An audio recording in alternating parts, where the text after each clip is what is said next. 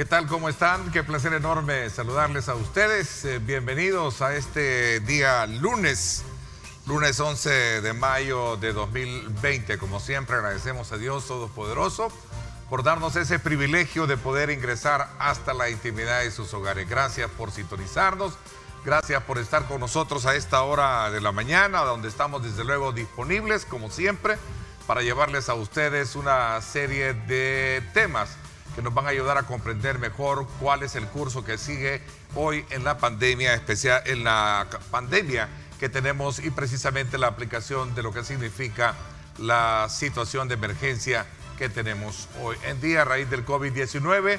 958 casos confirmados, 616 activos, 17 casos de personas que han fallecido. Tenemos 841 casos locales y de los importados, pues seguimos la cifra menor de 117, ¿verdad? Tenemos alrededor de 43.043 pruebas COVID-19, las cuales han sido realizadas hasta el día de hoy, y tenemos alrededor de 587 casos sospechados, según sospechosos, de acuerdo a la situación nacional que plantea la última actualización de este día 10 de mayo, precisamente a eso de las 10:42 de la noche, es decir, el día de ayer, por cierto, Día de la Madre, día en la que se dio ese especial estímulo y reconocimiento a todas las madres de nuestro país. Así es que desde ya, pues muchísimas felicidades por haberlo disfrutado y haber compartido en la distancia, en lo que significa precisamente todo el tema de distanciamiento social para todas las madres. Muchas felicitaciones. Así es que hoy vamos a hacer un análisis y también vamos a conocer la posición del gobierno frente a la emergencia COVID-19.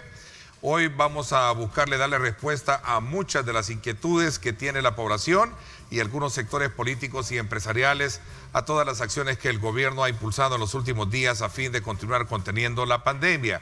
Voy a continuación a presentarles, por cierto, una nota que el día de ayer daba a conocer el gobierno, en la cual hablaban precisamente de un tiempo prudencial que andará por alrededor de los 3 meses para poder repatriar a todos los salvadoreños que se encuentran en el extranjero. Por cierto, para este día se tiene previsto, por cierto, tener ya la llegada también de un grupo de salvadoreños que se han encontrado, como decimos a lo popular, varados en el extranjero. Veamos a continuación parte de esa declaración, de esa conferencia de prensa, la cual fue presidida por la canciller de la República. Veamos. Después de 50 días en cuarentena y el cierre del aeropuerto Monseñor Romero, el gobierno presentó el plan para que retornen los salvadoreños varados en el exterior. De acuerdo al secretario jurídico de la presidencia, son 2.800 salvadoreños varados en el mundo y este lunes vendrá el primer vuelo de compatriotas. Se determinó de que semanalmente deberíamos de traer 1 hasta 2 aviones y tenemos los espacios necesarios. Eso es lo que ha calculado el cronograma, tener los espacios entre 100 a 300 espacios disponibles dentro de los centros de acopio, centros de cuarentena, para que puedan venir estas personas. Están reservados esos espacios durante toda la semana. En un lapso de 14 semanas se esperan traer a los más vulnerables. También la ministra de Relaciones Exteriores confirmó quiénes serán los primeros en retornar al país. Entre los requisitos es que sea una mujer embarazada o esté lactando. Pasa por ser menor de edad, mujer embarazadas o en periodo de lactancia, adultos mayores o personas con enfermedades crónicas, capacidades especiales o los grupos familiares o grupos que han sido separados de sus hijos menores aquí en el país. Los retornados se someterán a una cuarentena de 15 días y según el gobierno, para que este plan funcione, se requiere del apoyo de los países donde se encuentran los compatriotas y que las aerolíneas realicen los vuelos con un número entre 100 y 300 pasajeros. El resto de varados que no cumplen con los requisitos de vulnerabilidad, que suman 1.600, tendrán que esperar 14 semanas para volver al país, es decir, en el último trimestre del año. Gerardo Hurtado, Cadena Megavisión. Bueno, ahí estaban precisamente los pormenores que ayer en conferencia de prensa se dieron a conocer con el propósito de darle respuesta a esta cantidad de salvadoreños, de compatriotas que se encuentran precisamente varados, así es el término con el cual se han, por cierto, dado a conocer en varios países. No cabe duda que la situación es apremiante, sobre todo cuando se trata de ver el gasto que esto representa para ellos estar, desde luego, ausente de su tierra. Retorno de varados tomará más de 3 meses, dice el gobierno, parte de lo que en esta conferencia de prensa dimos a conocer. Son alrededor de 2.890 personas las que ha censado el gobierno. De ellas 1.200 estarán en condiciones de vulnerabilidad y para este día, como lo decíamos, se espera la llegada del primer vuelo. Me acompaña acá en nuestros estudios y quiero darle la más cordial bienvenida a la licenciada Carolina Recinos, comisionada presidencial para operaciones y gabinetes de gobierno. Carolina, qué gusto tenerla esta mañana. Bienvenida. Gracias Ernesto. Es un gusto para mí poder compartir contigo, con toda la audiencia y poder contarles todo lo que estamos haciendo para que esta pandemia la terminemos pronto en El Salvador y reiniciemos ese país pujante, ese país con gran expectativa y esperanza que queremos para todos los salvadoreños. A raíz de, voy a comenzar quizás con este punto así en términos generales, a raíz de la modificación y las disposiciones que se dieron para que las personas pudiesen desplazarse por las calles utilizando, tomando como punto de referencia el número último de su DUI, ¿de alguna manera están contentos y satisfechos con esta nueva modalidad? ¿Se percibe que ha habido un mejor, digamos, menos asistencia de salvadoreños en las calles? ¿Cuál es la valoración que tienen? Bueno, esta cuarentena que está considerada precisamente para poder aplanar la curva, para poder en menor tiempo salir adelante y empezar a considerar abrir algunas actividades económicas, sociales, culturales, ciertamente ha sido mucho más rígida. Ya la medida que uno pueda circular en base a los últimos dígitos del DUI, pues se ha estado implementando. Ciertamente se ha visto una disminución bastante fuerte de circulación. Sin embargo, sí tenemos algunas personas que, bueno, han estado circulando en el día que no les corresponde, no han podido acreditar cuál era la razón por la que estaban a esas horas de la noche o en esos lugares que no les correspondía y han sido enviados a evaluación médica. La verdad es que después de ya más de 50 días de estar en esta situación, creo que todos debemos de ser conscientes y asimilar de que el mundo cambió, de que el país está en una situación que nadie buscó, que vino de afuera hacia adentro, que tiene hincado al mundo, porque el COVID tiene hincado a todo el mundo, a todos los países del mundo, a todos los gobiernos del mundo, a todas las sociedades del mundo, y de eso no se exime nuestro país. Entonces hay que considerar que esta cuarentena, que es mucho más rígida, que es mucho más estricta, tiene como propósito único salvarnos la vida, salvarle la vida. O sea, en los hospitales hay muchísimas personas que están acudiendo, en los centros de contención o en los centros de COVID o los hospitales de COVID, ya son muchísimas las personas que están ahí. Ayer reportaba el presidente que tenemos ya 958 casos. Y de esos, afortunadamente, pues han salido recuperados 325. 958 casos es casi llevar al límite de las capacidades al sistema de salud. Así que yo felicito, y ese creo que debería de ser mis primeras palabras, yo felicito a quienes han tomado en serio esto, a quienes han tomado así dentro de su corazón y dentro de su razonamiento, poder defender a su familia, poder proteger a su familia, a sus hijos, a sus hermanos, a sus padres, a su esposo, a su esposa. Y ojalá continuemos así. Ya falta poco, ya caminamos sobre esos 15 días y los resultados que tengamos pues van a ser determinantes para las nuevas actividades que vengan en el país. Ok, ¿qué respuestas se tiene o tienen ustedes, comisionada, ante los reclamos que han hecho algunos sectores, en particular como la NET, algunos juristas, que esta cuarentena especial, hay medidas que de alguna manera no estaban contempladas en el decreto 22 y que de alguna manera son consideradas como ilegales? Bueno, hay que decir que desde hace algunos días, de hace algunas semanas, la discusión, porque no es negociación, El gobierno no tiene ningún estilo de negociación con ningún sector, pero sí la discusión y la puesta en común de cuáles eran las condiciones del COVID, cuál era la perspectiva de crecimiento y de propagación inmediata, pues llevó a tener una serie de discusiones. De hecho, el ex presidente de la ANEP, Luis Cardenal, dio unas declaraciones muy positivas respecto a qué se había coordinado, qué se podía alcanzar en común para que este país saliera de esta situación. Pues se hizo una aprobación en la Asamblea Legislativa, la ley de la Asamblea Legislativa, por lógica, pues debe de tener un decreto o un reglamento que la aplique, que la detalle.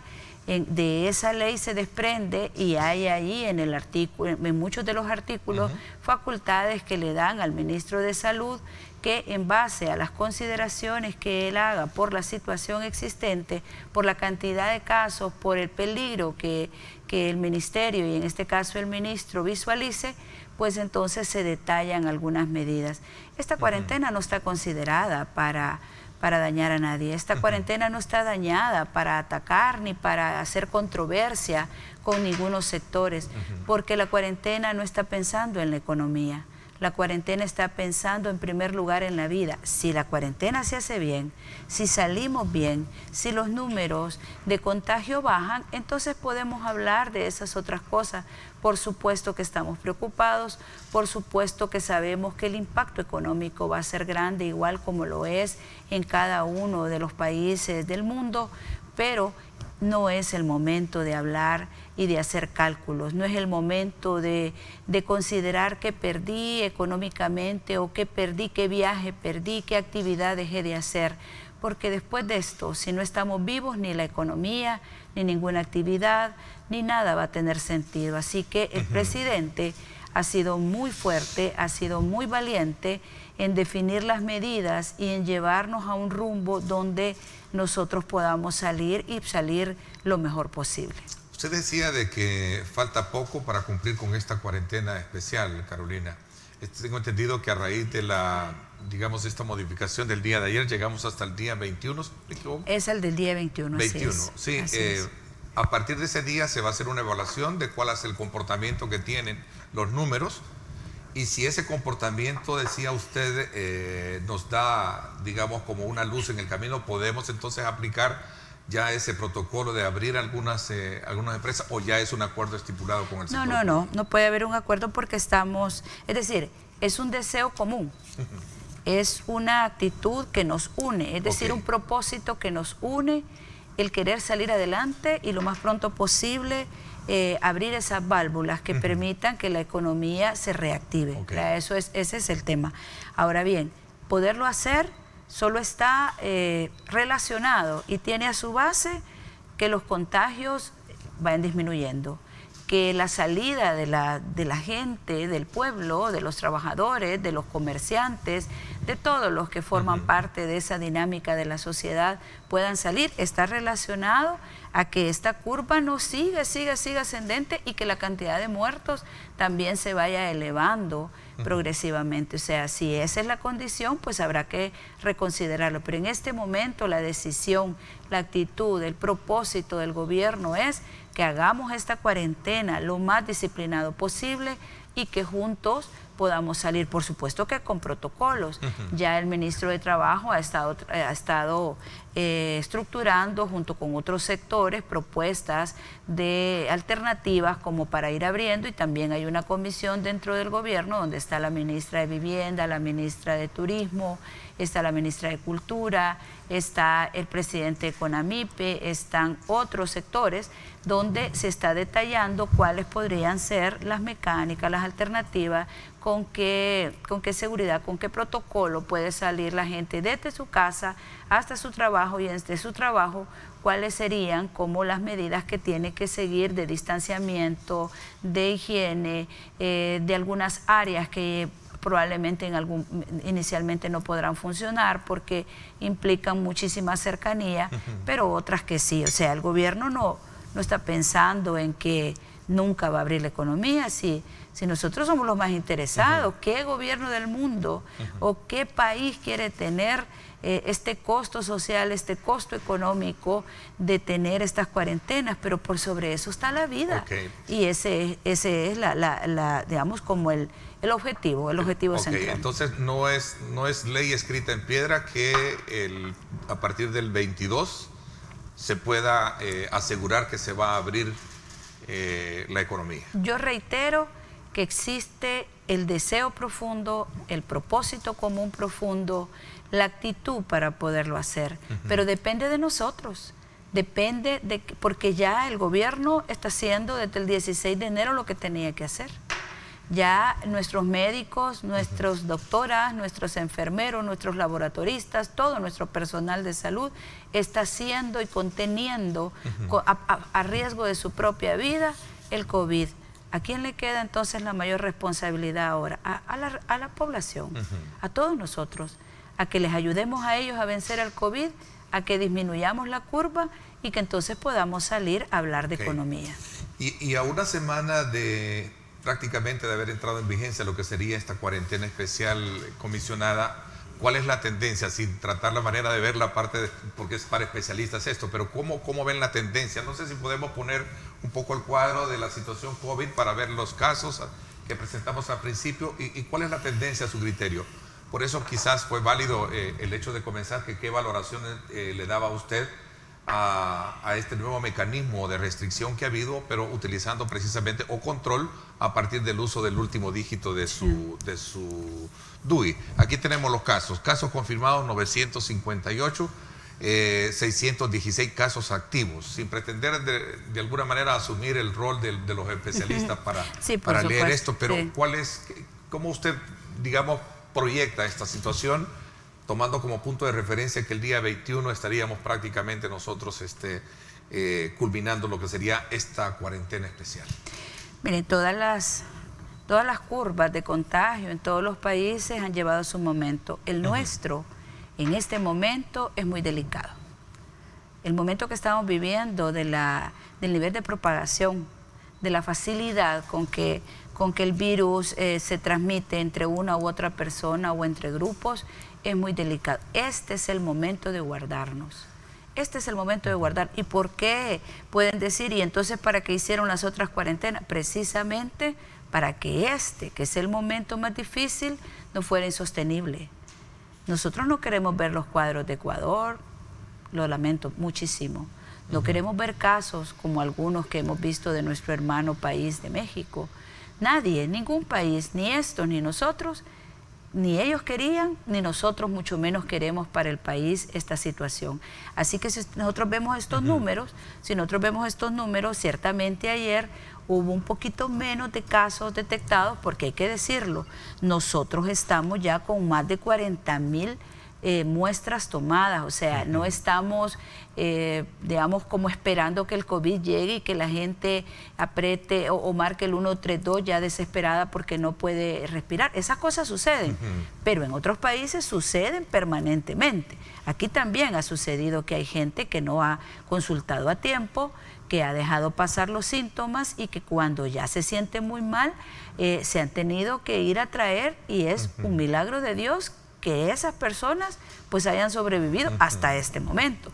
Pero si nosotros esperábamos, no hubiésemos hecho nada antes, no se hubiera cerrado el aeropuerto allá por el 17 de marzo, si no me equivoco, ¿verdad?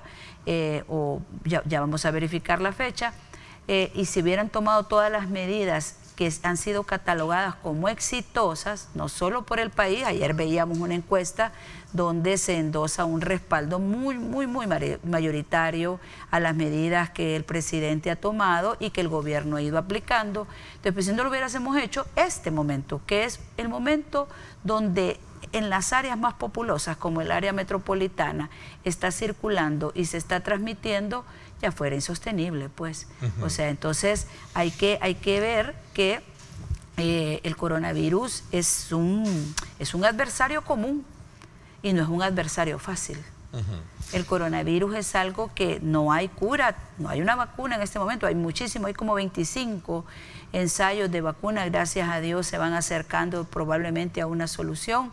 La medicina que se está aplicando, los protocolos se van modificando y nosotros en el país tenemos todos los medicamentos que en el mundo se están aplicando de una u otra manera para diferentes organismos, porque no todos los cuerpos reaccionan igual al mismo medicamento, según nos explicaban los especialistas, porque déjame decirte que hay una mesa de crisis, donde están todos una cantidad de especialistas, infectólogos, virólogos, epidemiólogos, intensivistas. Es decir, no estamos nosotros inventando, hay una mesa. O sea, no está manejado por políticos como en algún momento se dice más allá de especialistas. No, yo creo que esa es una tendencia muy interesada a querer descalificar los esfuerzos del gobierno, porque a pesar de sus intentos, aún en este momento tan difícil, aún en este momento tan doloroso que estamos viviendo, la población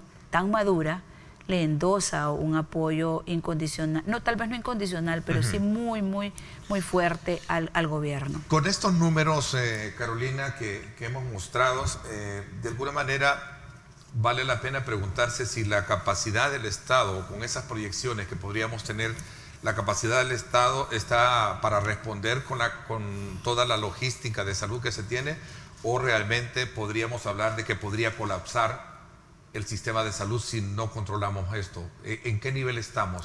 Bueno, nosotros tenemos un proyecto, no un proyecto, sino que hemos ejecutado medidas que, o sea, impensables. Por ejemplo, en medio de la pandemia, hemos estado mejorando y adecuando todas las instalaciones de salud. Todos los hospitales de la red están siendo mejorados. Hay áreas específicas que se están construyendo para COVID. Tenemos 4 hospitales ahorita dedicados exclusivamente a eso, y se está construyendo el hospital de CIPCO, que muchas personas dicen, ¿y para qué lo están construyendo si ahorita es que lo necesitamos? Yo creo que la misma práctica, lo mismo que el presidente ha ido proyectando, ha ido demostrando que es la realidad. Cuando nosotros ya no tengamos, porque toda la red va a estar completamente saturada, entonces, y va a estar el hospital, pero además cuando vengamos de salida y tengamos que desocupar de esas áreas en toda la red de hospitales, porque la prestación de servicios de salud no se detiene. No es cierto que por el COVID ya no hayan insuficiencias renales, ya no haya cáncer, ya no haya todos los padecimientos que diariamente revisa toda la red de hospitales, cada uno de nuestros hospitales. Entonces, en este momento estamos, como te decía, en una situación crítica. Ya los hospitales COVID están casi que completos. El Hospital San Rafael requiere de mayores refuerzos de equipo, y en eso nos vamos a empeñar este día para poder hacer una redistribución. Me comentaba ahorita que venía yo para la entrevista, venía hablando con el ministro de Salud y me venía comentando esos elementos. Entonces, nosotros lo que no podemos hacer es confiarnos en que no pasa nada, en que nos vamos a enfermar, que vamos a llegar a un hospital y que vamos a tener una cama, y si necesitamos un ventilador lo vamos a tener. No es así, porque el sistema de salud que heredamos fue un sistema muy fracturado, un sistema con muchísimas necesidades, y estábamos trabajando por mejorarlo, estábamos trabajando por dotarlo de las mejores capacidades, de los mejores equipos, y de repente aparece el COVID. Entonces hay que concentrarse en eso. El sistema de salud de este país, como el de ningún país, está preparado para absorber grandes cantidades de contagio. Entonces, de nosotros depende, Ernesto. Depende de cómo va. Por eso, tomando como referencia estos números que teníamos, de alguna manera podríamos considerar que vamos acorde a la capacidad instalada que tenemos de salud, y esperamos que no haya pero podemos sobrepasarla, y entonces ahí es donde vamos a ver cuadros difíciles, ahí es donde podemos llorar a nuestra familia, ahí es donde podemos llegar a un punto sin retorno. Nuevamente les pido, por favor, si no es indispensable, no salgan, porque nosotros somos los que vamos transmitiendo el virus. Nosotros, las personas, somos los que lo llevamos al lugar a donde vamos. Nosotros somos los que se lo trasladamos a otros y estos a otros. ¿Significa entonces que el hospital en construcción en Cisco estaría prácticamente listo, entiendo, dentro de cuánto tiempo? ¿Unos 2 meses? Como máximo, acuérdense que no es una infraestructura sencilla, fácil, sí. Ahí se está considerando los mejores equipos, la mayor inversión de ese presupuesto está en los equipos y la tecnología que necesitamos. La infraestructura es lo que menos recursos está absorbiendo, luego ahí van a haber muchos especialistas y una cantidad, digamos, de áreas y de especializaciones que le permitan al país superar el COVID. Estamos muy lejos de salir del COVID, estamos muy lejos de salir de esto. El mundo está lejos de decir que ha superado el COVID. Quienes incluso han abierto sus economías y han suprimido todas las medidas, ahora están en nuevos momentos de contagio. Así que nosotros estamos pensando para el presente, para el mediano y para el largo plazo, de tal manera que este tipo de virus no nos pongan manos arriba, que tengamos mejores capacidades para poder enfrentar y que la población, que es nuestro mayor recurso, que es nuestra riqueza, tenga la salud que deba de tener y que nunca volvamos a tener el tema sanitario como algo de segunda o de tercer nivel. Queremos ponerlo en primer nivel y eso es lo que estamos procurando en este momento. ¿Este hospital de Cisco estaría proyectado solo para atender la emergencia? No, no. ¿O podríamos pensar más adelante dejarlo para, ya digamos, una atención? Yo creo que eso se va a valorar en su momento. Lo importante... Digo, por el tema de la inversión, ¿no? Sí, pero la gran mayoría de la inversión se puede redistribuir en el sistema de salud, en muchos de los hospitales, si así se requiriera. En este momento, ubiquémonos en algo. El país tiene una estrategia que ha ido desarrollando. Un poquitito de gente cree que deberíamos o no se ha hecho nada. Para aquellas voces que son eternamente críticas, yo creo que la práctica va demostrando cuáles son los resultados. Para aquellas voces genuinamente interesadas, aquí están nuestras manos.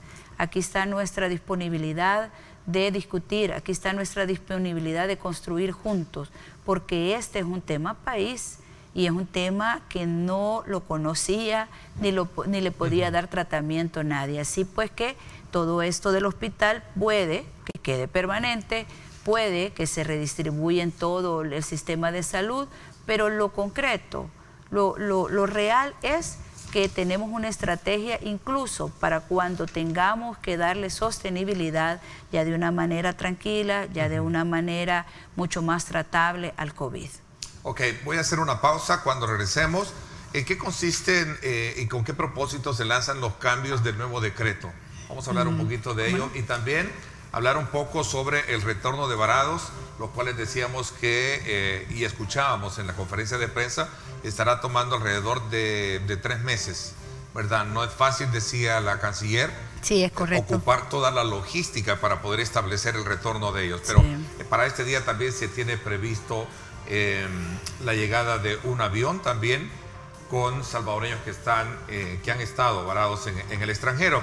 ¿Cuál es la postura que tienen también sobre estas demandas que tiene esta cuarentena anterior en la Corte Suprema de Justicia? Estos son los temas que tenemos. Gracias por estar con nosotros. A usted, gracias por sintonizarnos. ¿De qué manera y por qué razón el tema de los fondos de pensiones sale a relucir en el marco de esta emergencia COVID-19? Ese es el tema de la segunda parte de este programa, el cual vamos a abordar también con otros invitados. Así es que desde ya manténgase pendiente, pues es un tema muy sensible, de la cual vamos a tratar en la segunda parte. Vamos a la pausa. Gracias por estar con nosotros.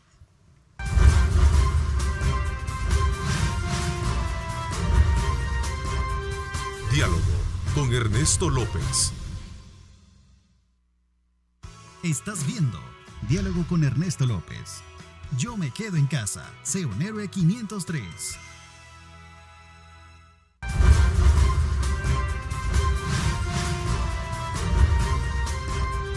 Diálogo con Ernesto López. Bueno, gracias nuevamente por estar con nosotros. También aprovecho de invitarlos a que no se pierdan hoy a las 6 de la tarde sintonizar en directo con Ernesto López Radio, Hoy voy a conversar en la primera parte con el doctor Wilfredo Martínez y vamos a hablar precisamente de aspectos que tienen que ver cómo manejar el estrés en esta cuarentena. También nos acompañará el doctor Mario Echeverría. Él es un psicólogo especialista también en el manejo de ansiedad. Así es que no se pierda hoy en directo con Ernesto López Radio a las 6 p.m. Estamos transmitiendo también en Facebook, estamos en vivo. Recuerde, 107.7 Fuego, ahí estamos, 6 de la tarde, la cita, para que usted tenga mayores elementos de juicio de cómo enfrentar esta situación de emergencia que vivimos y la cuarentena y evitar vernos estresados. Continuamos con Carolina Resino, comisionada presidencial para operaciones y gabinete de gobierno, hablando precisamente de generalidades de la emergencia. Ya hemos hecho una valoración de cuál es la proyección y el impacto que esto tendría para los próximos días, manteniendo vigente lo que es esta cuarentena especial, pues a partir del día 21, que es el día último de la cual se estaría esperando hacer una evaluación pertinente para poder ver si se puede continuar de esa manera o podría de alguna manera se aplicar algunos cánones de protocolo para ir abriendo poco a poco la economía. Pero bueno, sigamos un poco en esa línea, digamos, de análisis. Carolina, cuénteme un poquito cómo ustedes también evalúan y están dando lectura a ciertas inquietudes jurídicas que algunos sectores han llegado a la Asamblea Legislativa, a la Corte Suprema de Justicia. El Partido Arena, por cierto, ha puesto un recurso de inconstitucionalidad con algunos aspectos que planteaba el decreto número 22. Bueno, mira, el Estado de Derecho tiene que funcionar. Y cualquiera que crea que los decretos ejecutivos están lesionando derechos tienen todo el camino ya establecido en las leyes para poder presentar sus inconformidades. Otra cosa es si ya en el análisis la Corte, la Sala, pues podrá decir, mire, esto está bien o esto está mal. Nosotros hemos tratado de recoger y todo el equipo jurídico del gobierno ha tratado de recoger todas las disposiciones de la Sala en la estructura, en la letra y en la aplicación de estos decretos. Como decía yo al principio, esto no tiene por objeto lesionar a nadie. Este no es un gobierno que por gusto y placer va a pedirle a alguien que no circule en el día o en la situación en la que le ha sido habilitada, porque hay condiciones de emergencia médica, de algunas cuestiones bancarias, o sea, hay cosas que las puede hacer y el decreto las establece. Lo que no se puede es creer que puede circular y que no va a pasar nada, porque el virus ha demostrado que no es así. Las medidas que en el mundo han tenido, vamos a ver, aplicación y éxito al haberse evaluado, es el distanciamiento social, es realmente las medidas que nosotros tenemos aquí son las que en el mundo, los países que ya van saliendo, las han puesto como lo correcto. Quienes no lo han hecho se han visto de manera dramática y triste, invadidos de muerte, ¿verdad? Con resultados de muchos muertos. Entonces, quienes no estén de acuerdo con esto, que lo lleven. Será la Corte la que nos diga si es o no es así. La estructura de los decretos está hecha para preservar la vida. La estructura de los decretos no le está lesionando ningún derecho a nadie, lo está ordenando, no está eliminando el derecho a la circulación, no está eliminando el derecho a la salud, al contrario, está basado precisamente en los derechos fundamentales, donde la salud es un derecho inalienable, pues, ¿verdad? Entonces, ¿y cómo va a haber salud si no hay vida? Entonces, si nosotros no procuramos que a través de prácticas ordenadas, a través de prácticas estructuradas, donde no se quede nadie en la casa, pero sí que limite su salida, su circulación, porque somos los vectores y los transmisores del virus, entonces eso es lo que está allí. Y los reclamos que hacen, por ejemplo, los partidos políticos es que en su momento no fue lo que se acordó aprobar en el ejercicio. Bueno, yo creo que el decreto, que es la ley que emitió la Asamblea Legislativa, tiene claras disposiciones y también le da claras facultades al ministro de Salud. Me extraña que ellos, que son algunos que tienen muchísimas ya años de estar ahí, muchísimas legislaturas de estar ahí, no hayan leído absolutamente el texto y no hayan visto en los artículos, por ejemplo, como el artículo 4, si no me equivoco, o el 8, donde se le da las facultades al ministro de Salud para que pueda estructurar los protocolos y las medidas que considere conveniente en base, ¿verdad?, en base a las necesidades y a la realidad. ¿Qué podemos hacer nosotros en un pueblo donde se están viendo los casos, donde estamos viendo que en toda el área metropolitana está circulando el virus de una manera agresiva y la gente sigue saliendo a tomar? ¿Qué podemos hacer nosotros con conductas como celebraciones y fiestas en plena pandemia?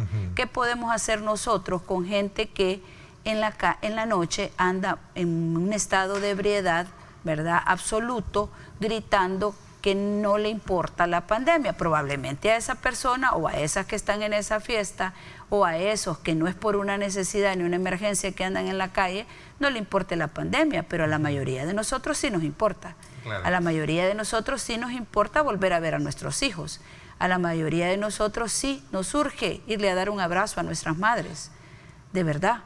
Entonces no es posible que por un pequeño grupo y en virtud de derechos que no son, digamos, esenciales, ¿verdad?, como por ejemplo irse a tomar unos tragos, nosotros estemos aquí discutiendo si es válido o no es válido que el gobierno se preocupe por la inmensa mayoría de la población, que el presidente decida que la vida de la inmensa mayoría de la población es superior a pequeños intereses o reacciones, digamos, yo diría, aisladas. Ok, interesante ese cuadro que me ponían ahí para poder reforzar un poco a quién le corresponde este día por el número último de su dígito salir. El 0, hoy lunes 11, le corresponde al 0, 1 y 2. Así que ahí tomen ustedes en consideración. Por cierto, a mí me toca salir hoy. Es el número 2. Qué bueno. A mí también me toca ahora. ¿De verdad? Pero que pasa que yo no me puedo quedar. Bueno, pongámonos de acuerdo para hacer nuestras compras. Entonces, pero hoy sí puedo ir al súper porque si no, no me van a dejar entrar. Porque otra cosa es que ande trabajando porque yo quisiera. Quisiera poderme quedar realmente y guardarme. Si todos tenemos temor, claro, pero no puedo porque nosotros somos la línea de soporte junto con todo. PNC, Fuerza Armada, MOP. Los cambios del nuevo decreto, todos nosotros estamos ahí, pero bueno, ahí nos tenemos que ir ahorita al súper porque si no, no voy a tener nada en la casa. Me voy a pegar con usted.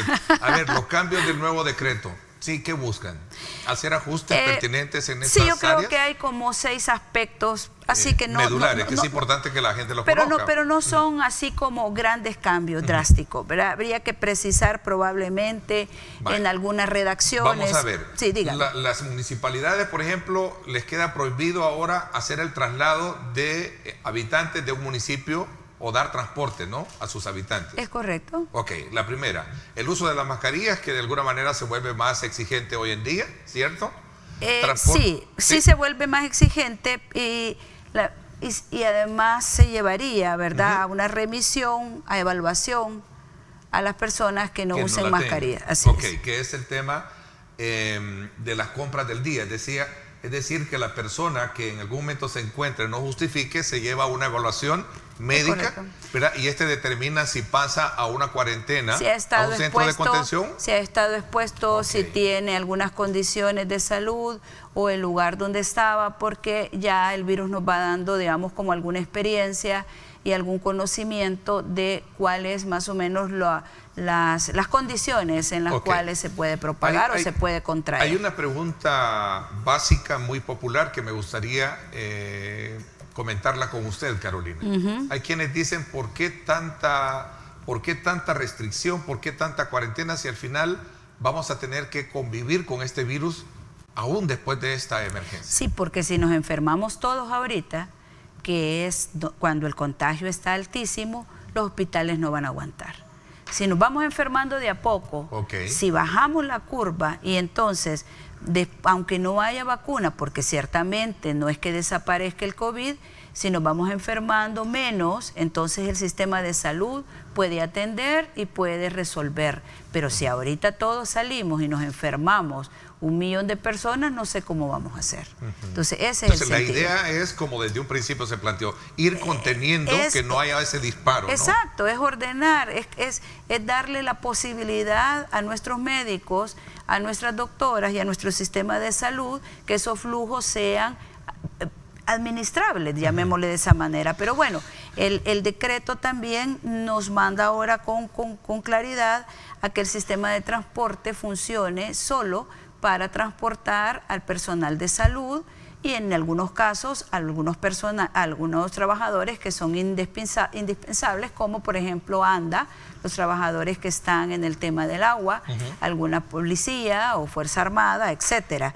De lo contrario, no lo va a poder hacer. Ahora bien, hay alrededor de un 20% de la capacidad del sistema de transporte que está funcionando, y son más o menos 1000 unidades que están haciendo recorridos habituales, y el gobierno además está llevando de algunos puntos intermedios a esas paradas de buses a grupos de trabajadores. También tenemos ya más de 1000 personas a las cuales se les ha colaborado con ir a traer su medicamento ya programado porque tienen padecimientos crónicos, u otras que se les ha llevado a la diálisis, se les ha llevado al tema de quimioterapia, se les está regresando a su casa, se les está asegurando su medicamento.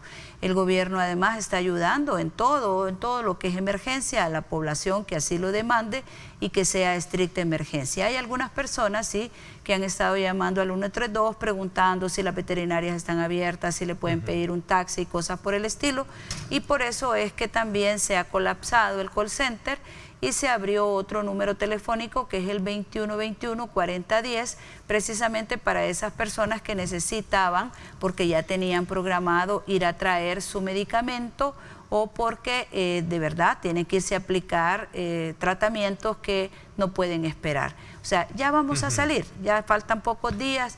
Ojalá con el apoyo de todos podamos tener los resultados que esperamos, que es disminuir el contagio. Me pone la piel eriza cuando dice ya vamos a salir. Así debe de ser, ¿verdad? Todos queremos salir ya de esta Todos situación. queremos salir. La verdad es que si no nos ponemos y nos sintonizamos en el futuro, como probablemente van a decir los invitados, los doctores, los especialistas que usted tiene para el segundo segmento, entonces todos vamos a quedar mal. O sea, tenemos que tener una perspectiva de futuro y solo la podemos tener si somos responsables en el presente, ¿no? Es para las 6 de la tarde, le invito para que qué bueno, yo pensé que iban a venir ya, yo dije ya los voy a saludar. Sí, no, porque incluso de hecho también ustedes de este 724 que andan en el trabajo es un estrés tremendo, todos lo tenemos, ¿no? A ver, hay un elemento que me parece que es muy interesante recalcarlo esta mañana. Yo siempre les dije, la modalidad en la que entramos con este tipo de entrevistas es analizar algunos aspectos puntuales, abordarlo desde la lógica periodística, pero también de mantener aspectos informativos y de orientación. Cayó muy bien la aclaración que hacía el secretario jurídico el fin de semana, creo que fue el día viernes, que hacía Conan Castro, el licenciado Conan Castro, decía de que aquella persona que llegara, aunque no fuera su duda, a buscar un producto o una medicina a la farmacia estaba en la obligación de vendérselo. Porque sí, porque eso ya entra dentro de la característica de emergencia. Yo creo que nadie va a ir a buscar un tinte de pelo pues a la farmacia, ¿verdad? Si vamos a caminar ahorita y vamos a salir de la casa es porque definitivamente se necesita un medicamento, y bajo esa lógica, porque no se quiere aumentar padecimientos ni tampoco, digamos, abatir a las personas porque no lo tienen en su casa, sí, en las farmacias tienen que brindárselo. Y estas 16 personas que celebraban una fiesta de cumpleaños, ¿qué fin tuvieron?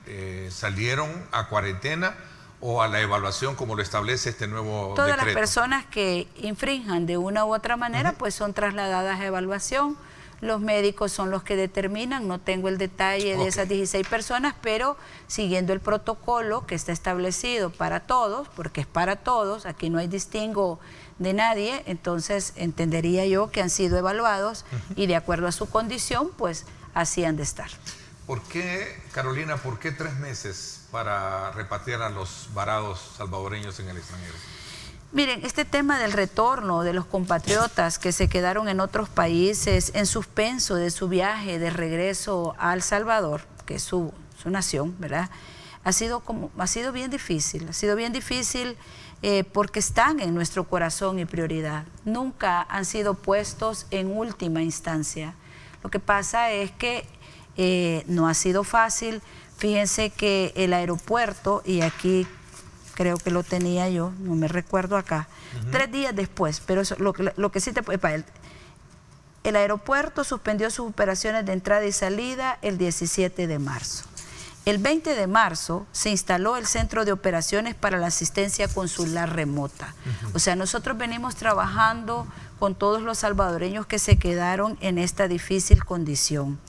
En un momento, cuando se abrió el portal, ¿verdad? Cuando se abrió la mecánica de registro, hubo como 8.000 consultas.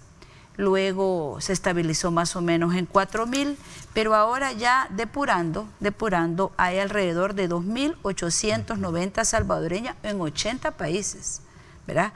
De esos 2.890, hay 1.200 que están catalogados como más vulnerables por su condición de salud o las condiciones que han estado. Hasta este momento, que además hay que decir que la pandemia nos enfrentó a una crisis sanitaria sin precedentes y que el gobierno tuvo que tomar medidas, habilitar centros de contención, mejorar las condiciones de los hospitales e ir aplicando dentro del país esos flujos de personas que se podían o no se podían ir a los centros de contención, de tal manera que no podíamos decir nosotros, vengan 2.800 o 4.000 en ese momento cuando habían hecho la primera consulta, sino que ha sido poco a poco. Hasta este momento han ingresado al país personas provenientes de México, también vienen los repatriados, que son los deportados, y que no podemos dejarlos nosotros sufriendo en la frontera, porque también hay niños, hay gente que se fue en esas caravanas y que han regresado y que han tenido condiciones difíciles, pues, de hambre, de salud, de exclusión, etcétera.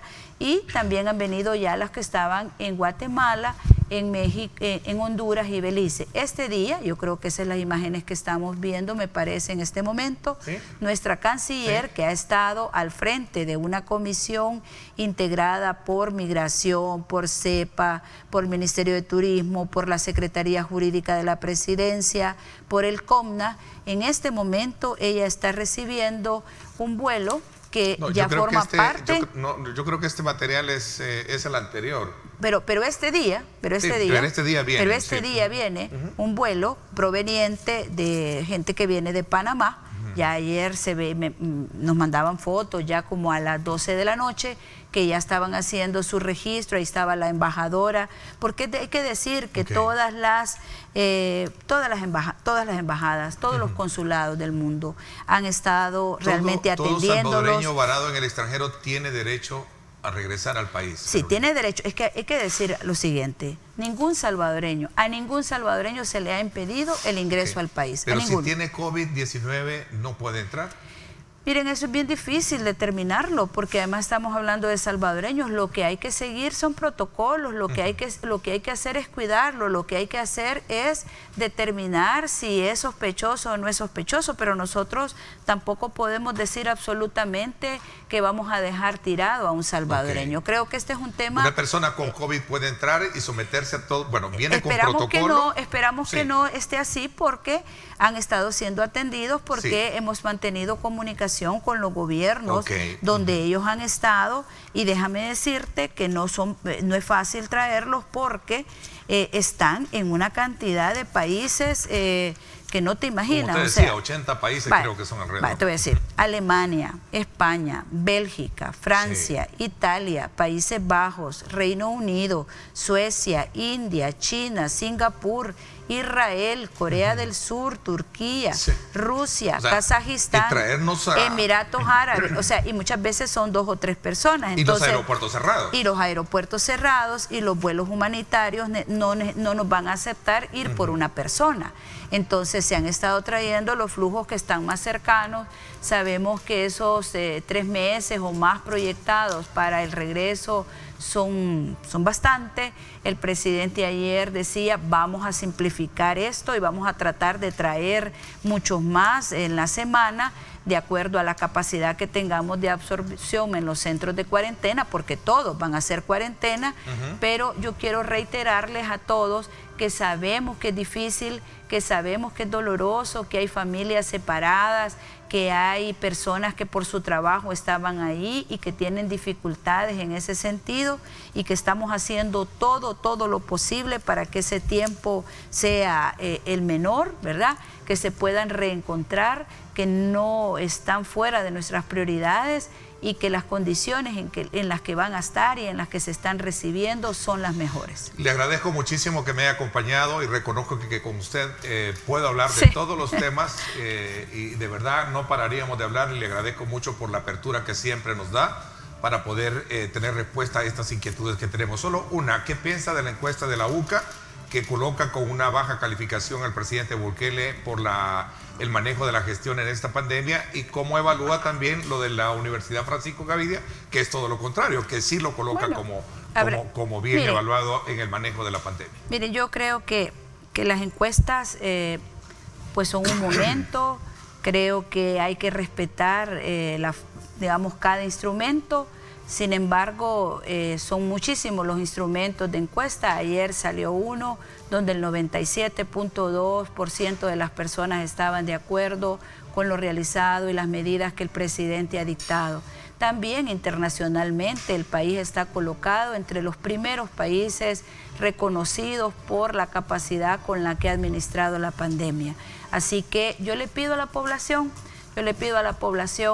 que vea hacia sí mismo, vea su casa, vea su familia, vea a sus hijos, a sus padres, a sus esposos, a sus amigos, y por ellos y por nosotros sigamos esta cuarentena y nos quedemos en casa. Muchas gracias. Muchas gracias, Carolina, y la felicito por sus lentes, que yo creí que eran lentes de moda, ¿no? Pero son de protección. Sí, son los dos, ¿verdad? Pero las dos, mire, lo que pasa es que nosotros andamos, realmente trabajamos obviamente todo el día, estamos expuestos, nuestros equipos son equipos sacrificados. Ayer decía el presidente de CEPA, y yo lo entendí porque él decía, yo hago un reconocimiento a mis trabajadores, a mis colaboradores que están en los puertos a pesar de esto, ¿no? En la primera línea. Así que tenemos que cudarnos porque todos tenemos familia, todos tenemos familia. ¿Tiene compromiso? ¿Se va comprometida conmigo que me va a regalar uno? Yo se los voy a buscar porque esto lo compré y vamos a ver si todavía hay ahí. Ok, gracias. ¿Qué tan conveniente retirar fondos de pensiones hoy a raíz de la emergencia? Es nuestro segundo tema hoy,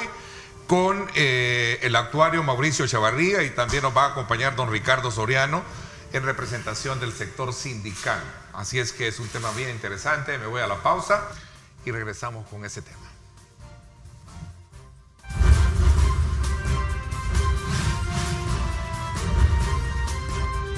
Diálogo con Ernesto López. Estás viendo Diálogo con Ernesto López. Yo me quedo en casa. Sé un héroe 503.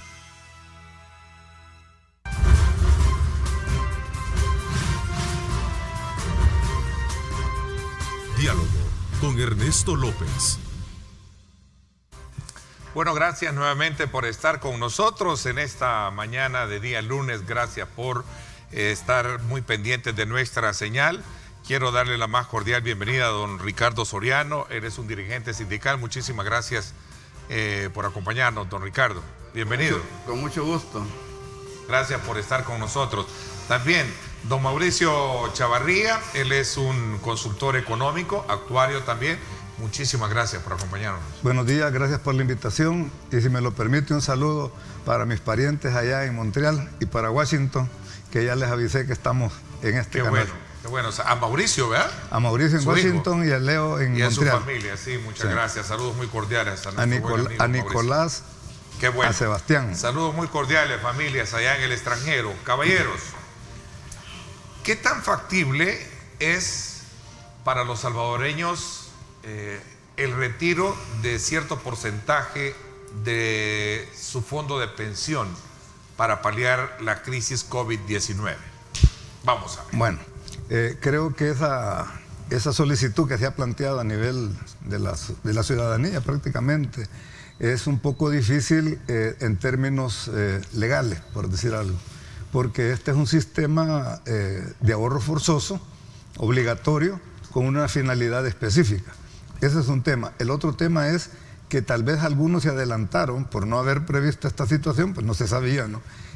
Aprovecharon la ventana de préstamo que hay en la ley para sacar hace unos meses algunos fondos. Esa ventana todavía sigue abierta y es a la que podrían accesar algunas personas que no hayan hecho uso todavía. Hasta ahí sería lo que la ley le permite a los cotizantes de poder, ¿cómo se llama?, hacer uso de los fondos ahorrados, ¿verdad? O sea, la ley sí lo permite en unas condiciones especiales en tiempo de cotización y edades. De edades y también de condición de salud. Correcto. Se recuerda de que fue una discusión eso, de que lo que se estaba buscando era prolongar 5 años más la jubilación, si accesaban a ese tipo de fondos. ¿A qué edad puede retirar una persona cierta cantidad de su fondo? Creo que está después de 15 años de cotización. Tienen condicionantes, ¿verdad? Tienen condicionantes. Pero está la puerta esa, ¿verdad? Ahí está la ley y no sé y ahí si está la trampa. Pues así decían también en aquella oportunidad, ¿verdad? Ahí está la ley. Habría que ver si la Asamblea Legislativa puede emitir un transitorio, pero sin lugar a dudas, cualquier medida que toque fondos va a afectar la acumulación y por lo tanto la pensión futura. Ok, vamos a ver, don Ricardo, ¿qué piensa usted sobre todo esta demanda que muchos sectores en particular lo están diciendo, y especialmente algunos sindicatos, ¿no? Partidos políticos? Bueno, primero gracias por la oportunidad que nos dan para dirigirnos al pueblo salvadoreño, y también pues un saludo y agradecimiento a todo el personal médico que está en la primera línea en este momento por la pandemia, y recientemente pues el día de ayer pues celebrando el Día de las Madres. Con lo que manifestaba el licenciado, sí, allá en la reforma en el 2017 quedó ahí un apartado, creo que en el artículo 110-A, de que todo aquel que tuviera 10 años de cotización podía retirar, pues hacer un retiro, digamos, adelantado del 25%. El problema es que como acá nadie nos ha escuchado,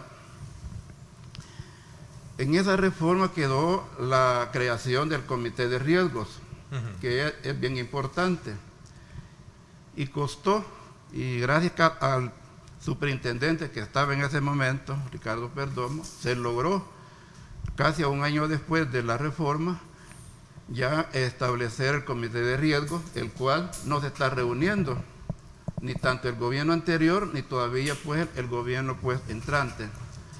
Hay que reconocer pues que acaba de tomar posesión y próximamente va a cumplir su primer año de mandato. Pero queda algo más todavía más importante, que es el comité actuarial. Entonces, si estamos hablando en la calle, en los corredores, mientras no tengamos un estudio fehaciente cómo estamos, que casi es lo que está tirando en este momento, donde dicen no hay, pero este 10% supuestamente ya lo retiraron 40,000 empleados. Y anda alrededor de 230 millones que se ha ido en este digamos, beneficio, entre comillas. Entonces, en ese caso, le digo, en el momento que estamos, nosotros no es que éramos sabios, sino que nosotros veníamos previendo desde por el mes de septiembre, ver formalmente a fondo lo que es el tema de las pensiones, por todo lo que ya se veía, marchas y todo, y la comisión ad hoc. Y la comisión ad hoc, nosotros como movimiento laboral no estamos de acuerdo, porque ellos mismos son los que aprobaron la reforma, pero no han hecho las gestiones ni han exigido al gobierno a que cumpla con lo que quedó establecido en esa reforma. Entonces, pensar en retirar fondos con un determinado porcentaje, ¿es factible? ¿Lo ven positivo o no es positivo? Hay mucha gente que lo necesita sin esta pandemia, ya venía. Ok. Pero en esta situación, como está dado, y nosotros lo hablábamos, le digo, el año pasado, eran dos temas, el salario mínimo y las pensiones, que no pasara del mes de enero. porque ya después, por estas fechas, iba a estar la efervescencia ya política de los partidos que tienen que elegir internamente, y esto se podría degenerar. Pero sí le digo, si corriera, se estableciera formalmente el comité de riesgos y se eligiera inmediatamente el comité actuarial, creo que el país tiene, sin necesidad que vengan extranjeros, aquí mismo en el país tenemos personas altamente capacitadas para que puedan hacer ese estudio y ver hasta dónde alcanza la cacerola para poder meter esa cuchara y poder resolver de alguna manera este caso, pues que para uno es urgente. Ok, me parece que siempre ha estado el sector sindical dividido en nuestro país. Unos están contundentemente a favor porque se haga y otros que a lo mejor no están de acuerdo. Es que el problema es que, a ver, hay muchas actividades de gente que, le digo, tiene un trabajo estable. Okay. En cambio, aquel que anda vendiendo sorbete, minuta, o los que están con el canasto vendiendo en las calles, eso está, le digo, en un momento peor todavía, y para ellos sí sería bueno poder buscar alguna opción, pero para los que tienen trabajo permanente, estable y buenos salarios, pero son a veces los que van en la cabeza de las marchas. Don Mauricio, esta pandemia ha venido a golpear fuertemente la economía general y la economía propia, la economía personal, ¿no? Bueno, hay razón para poder comprender. Mire, esta pandemia nos está dejando lecciones que no hemos querido aprender. Una es que el problema de la economía es el alto porcentaje del sector informal, a lo que se refería don Ricardo. Y esa situación creo que se viene analizando no desde hace 1 año, 2 años, 3 años, no, desde hace 10, 15 años, pero hay causas escondidas sobre la informalidad que nadie quiere tocar. Porque en aquel momento, hace unos 15 años, se hablaba del contrabando, del robo de los asaltos a los furgones. No sé si usted se recuerda de los robos a los furgones y que la mercadería robada se repartía en los mercados, en las calles, ¿verdad? Eso ya pasó, ya nadie habla de eso, y sin embargo el sector informal sigue vigente, sigue fuerte, y la pregunta es, ¿quién abastece al mercado informal? Ahí sería, el día que investiguen ese interrogante, se va a empezar a desenmarañar lo que es el problema del sector informal. Ese es un punto. El otro punto es con relación a lo que usted mencionaba, la capacidad o no que puede haber de retirar esos fondos. Mire, las AFP recogen anualmente 80 millones mensuales de dólares. Ese es un tema que realmente hay que tomarlo en cuenta a la hora de hacer los números para una devolución. Y el tercer punto que le quiero mencionar es que la presión de la gente contribuyente a la AFP es grande, porque cerca del 80% son personas que ganan alrededor de $500 hacia abajo. Por lo tanto, las necesidades son apremiantes, máximo en este momento en que hay mucha empresa pequeña, privada, que está prácticamente cerrando o cerradas, y la cotización no está llegando ¿Ha habido un impacto? Hay un impacto. ¿Sí? Y ese impacto es el que hay que evaluar. Las empresas no han dejado de cotizar o de pagar, ¿no? Pues algunas me imagino que sí, porque no han tenido los ingresos. Por eso usted el porcentaje será mínimo. Debe ser mínimo, pero afecta. Pero el estado de emergencia convoca que ninguna empresa está obligada a dejar de cumplir con su... Ahí usted está planteando uno de los nuditos que se ha ido armando con esta cuestión.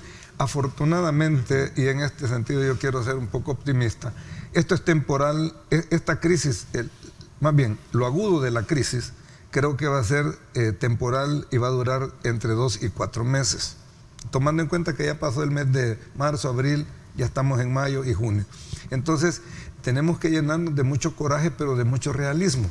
¿Y por qué por qué tampoco es posible la devolución? Miren, prácticamente en bonos, los fondos de pensiones tienen colocados el 75%. Es decir, dieron el dinero, está en papeles, pues. Está en papeles. Entonces, no es posible entonces acceder a una devolución casi inmediata de fondos, porque no lo permite el efectivo. El flujo de efectivo de las AFP no lo permite. Así que yo creo que hay que pensar en otras alternativas para paliar un poco esta situación. ¿Qué tipo de, digamos, de acción es entonces esto? ¿Es demasiada apresurada, aventurada? Aquí tenemos al diputado Francis Sabla, propone que cotizantes de AFP puedan hacer uso de sus fondos, de sus ahorros de pensiones. Mire, en este momento es río revuelto, ganancia pescadores, ¿verdad? Y tengo que decirlo con las disculpas del señor diputado, de que realmente suena bonito, suena bien. Pues también podemos decir y que los bancos presten a la tasa del 0,5%.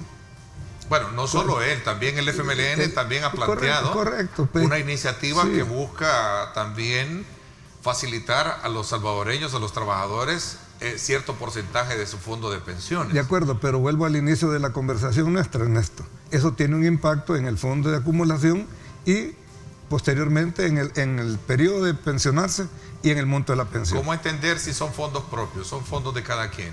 Porque se supone que es la cuenta individual, ¿verdad? Ok, porque se supone que es cuenta individual. Siempre hemos discutido este tema con usted y con otros, que realmente es un ahorro forzoso que solo tiene un objetivo.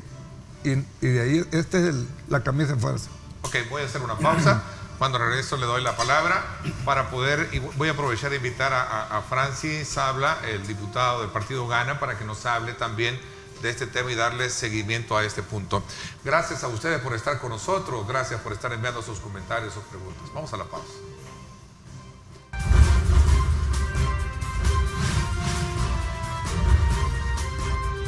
Diálogo con Ernesto López. Estás viendo Diálogo con Ernesto López. Yo me quedo en casa. Sé un héroe 503.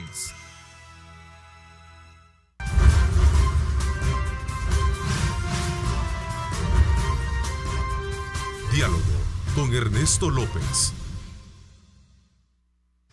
Bueno, gracias nuevamente por estar con nosotros. Decía, a ver, ¿qué opinión le merece que también en el seno de la Asamblea Legislativa, no solo desde el ángulo de sus colegas de trabajadores o sindicatos también están pregonando por este planteamiento, sino que también en la Asamblea Legislativa, don Ricardo Soriano? Mire, el pecado original no lo tienen los gobiernos. Los gobiernos lo que hacen es hacer sus proyecciones y los mandan a la Asamblea Legislativa para que los aprueben. Ahí está el meollo del problema.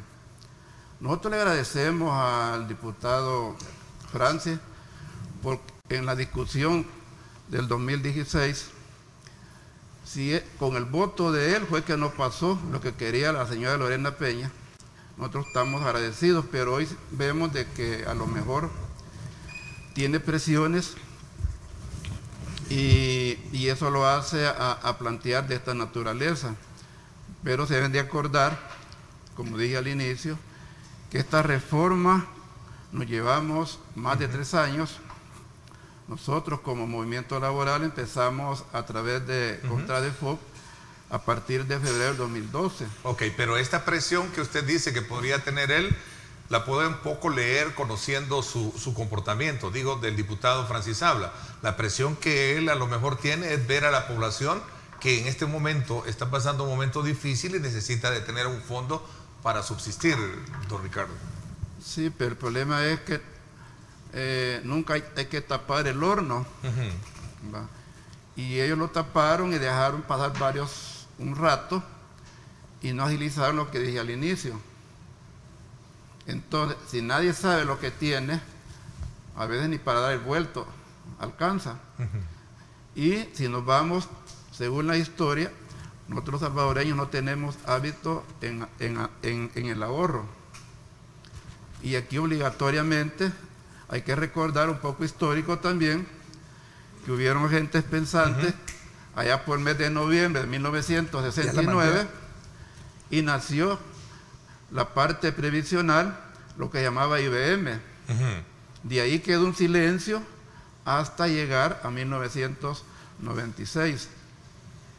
Entonces, en ese sentido, creemos de que, le digo, también tenemos el problema del sector público, lo que es el INPEC y el Seguro Social. Entonces, en ese caso, le digo, cuando se creó el INPEC, más que todo, como que era árbol de Navidad. Y ahí, le digo, fue donde hubo demasiada fuga también de dineros, de lo que cotizamos allá desde el inicio. Entonces, en este momento, las arcas están vacías. Además de esto, había que verlo también, si los señores diputados no lo están haciendo demasiadamente político, en algunos de ellos, para dañar la imagen y dañar la parte estructural económica del gobierno. Porque ellos bien saben que el gobierno nos debe a los trabajadores más de 7.000 millones. Y hemos perdido más de 4.000 o 400 millones en la baja de intereses. Entonces, todo eso afecta, y repito, le digo, en ese sentido, no es solo de decir en este momento aprovechemos, y ahí es donde viene que puede estar acompañado ya de ingredientes políticos para que lo sigan eligiendo sus partidos o sus mismos gente cercana. Entonces, acá le digo, es de verlo con los pies en la tierra.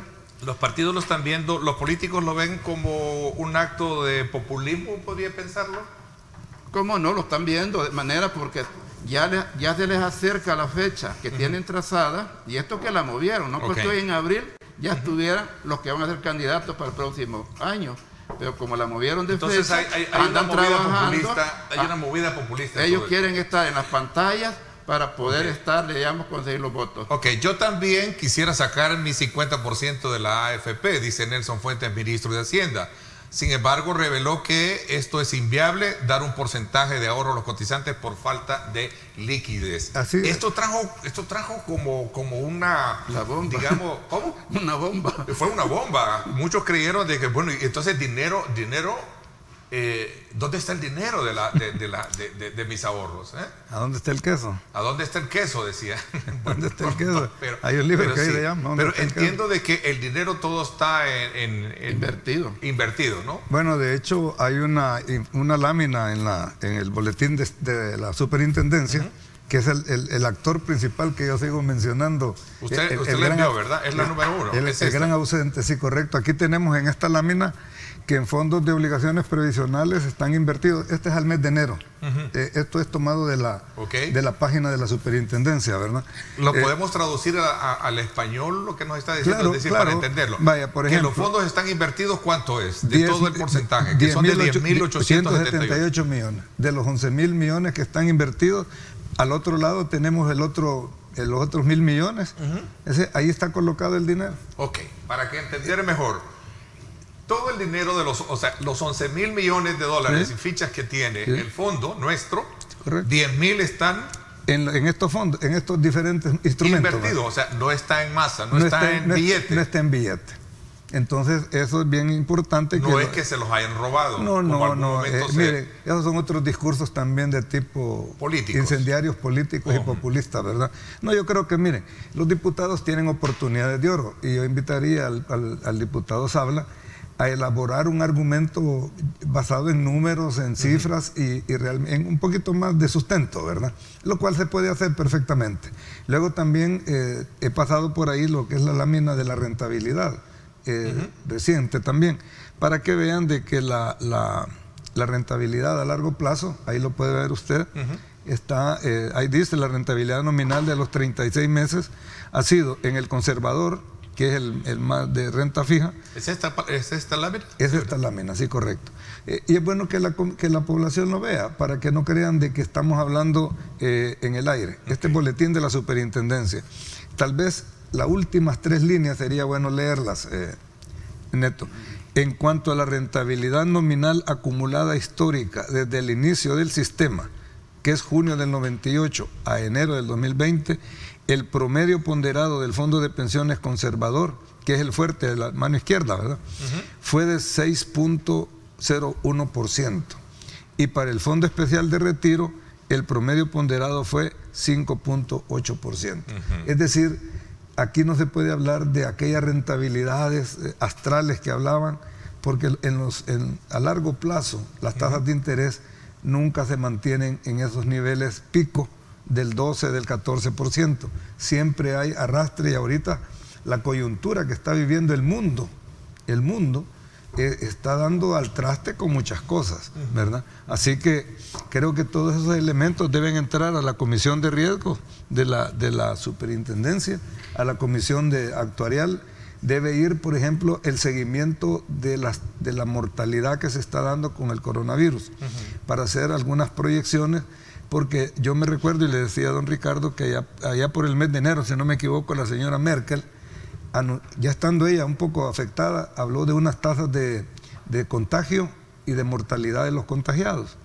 Entonces, eso permite hacer algunos números, especular un poco, haciendo cálculos de lo que podría suceder. Voy a hacer una pausa y regreso con don Ricardo para que vayamos un poco aterrizando en este tema, que confieso me hubiese gustado desarrollarlo a lo largo de mucho tiempo. Vamos a hacer un pool, ¿verdad?, más abierto para conocer estos ángulos.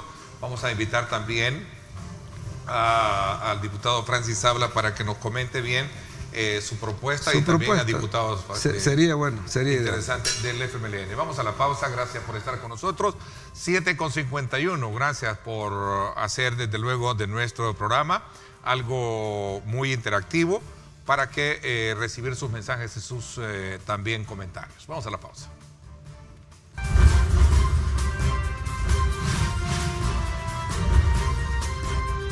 Diálogo con Ernesto López.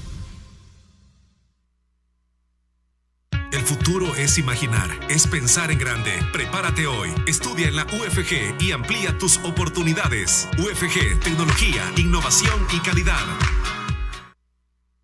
Bueno, gracias nuevamente por estar con nosotros, don Ricardo. Un elemento bien importante a ese tema, es decir, los fondos están invertidos, ¿no? Los fondos están invertidos y el gobierno creo que en este momento no tiene capacidad para poder ir abonando, aunque lo hace, digamos, continuamente, porque ya está escrito, digamos, según los documentos que tenemos. Pero también el gobierno cada 3 meses tiende a través del FOC retirar fondos para estar pagando las pensiones. Entonces, el gobierno también en este caso es inteligente, porque sabe de que si se descapitaliza, no va a haber dinero en efectivo, porque no le va a estar dando papeles a los pensionados, pues. Claro. Todavía no estamos en Cuba para que les dé... O sea, aquí está su certificado ¿y a dónde lo voy a ir a cambiar? Por una parte, el querer ir a vender letes o otro tipo de documentos al extranjero, ¿a cómo los van a pagar? Entonces, con que nos paga... En este momento nos está pagando el 3.5 el gobierno de intereses a las cotizaciones. De los 800.000 que están registrados, poco más o menos, en el Seguro Social, le digo, los empleados públicos andan como por 160.000. Son los que estarían cotizando normalmente, porque ellos sí tienen sus salarios, pero el sector privado, que es la mayoría, en este momento, le digo, está sin recibir los salarios. Entonces, y ahí, si el trabajador no cotiza, tampoco el patrono va a estar corriendo a dar su aporte que da él. Entonces, eso va a bajar, le digo, en estos meses va a bajar esa cantidad de ingresos, pero como dice acá, pues, nuestro amigo, esto puede ser temporal. El asunto es que en el asunto económico, financiero, por pequeño que sea el atraso, afecta. Es más, según el gobierno, iba a ayudar con estos $300 allá por $1,5 millones y algo. Muchos posiblemente salieron favorecidos. Don Ricardo. Pero hay un sector, un segmento, que le digo, ese no ha recibido nada. Y también fueron cotizantes, porque muchos que están trabajando son los despedidos que hace la empresa privada, y se van a vender. Pero en ese sentido, nada está escrito en piedra, pero sí tiene que haber un estudio para no tener, sino de una calentura, se nos va a hacer una fiebre y es dolor de cabeza, se va a hacer jaqueca, y le digo, eso va a ser más peor a corto plazo.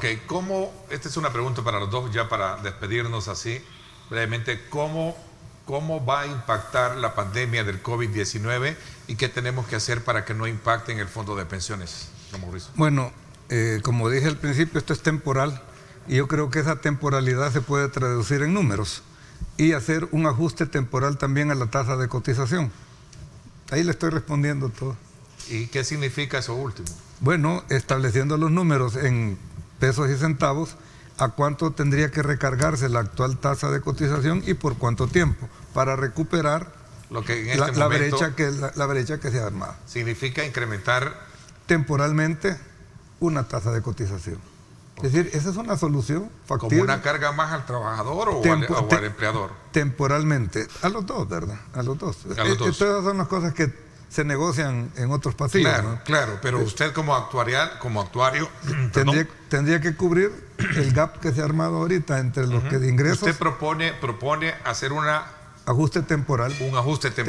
Una vez que se estabilice para menguar el impacto que ha tenido en esta pandemia. 4 meses o 5 meses, no sé, habría que tomar eso. Elevar la tasa de aportación. Posiblemente un punto, el 25 del 1%, por decir algo, no tiene que ser exagerado. ¿Y es factible tampoco esto en las condiciones macroeconómicas, o sea, mundiales?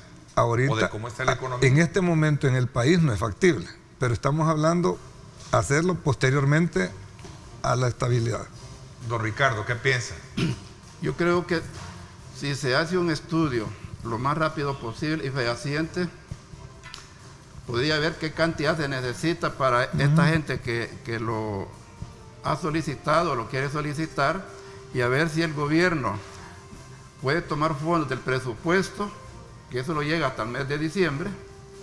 Entonces posiblemente ahí podría resolverse de alguna manera, digamos, un poco rápido, y creo que ya de julio hacia diciembre, pues creo que podía volverse ya esto más estable y se podía recuperar el mismo gobierno con todos sus ingresos a través del Ministerio de Hacienda.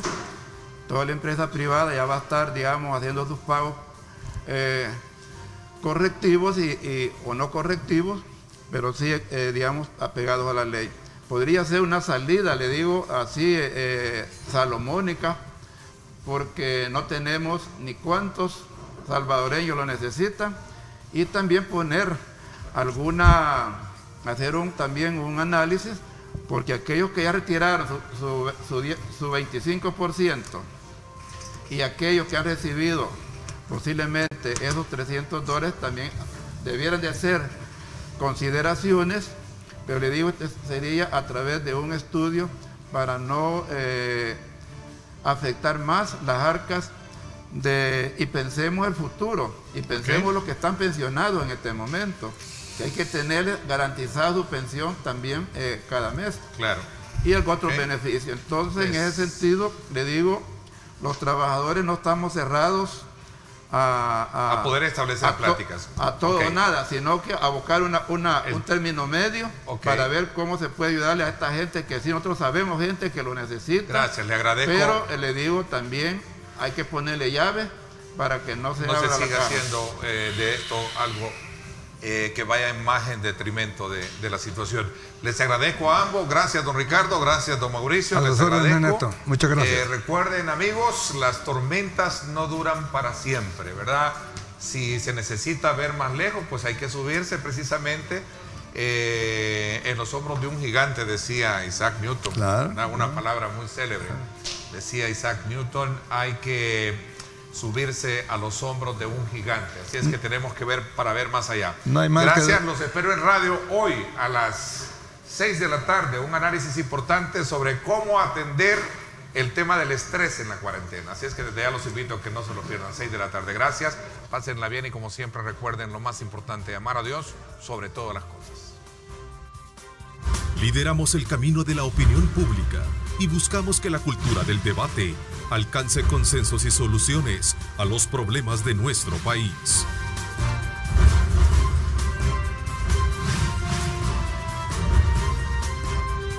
Diálogo con Ernesto López.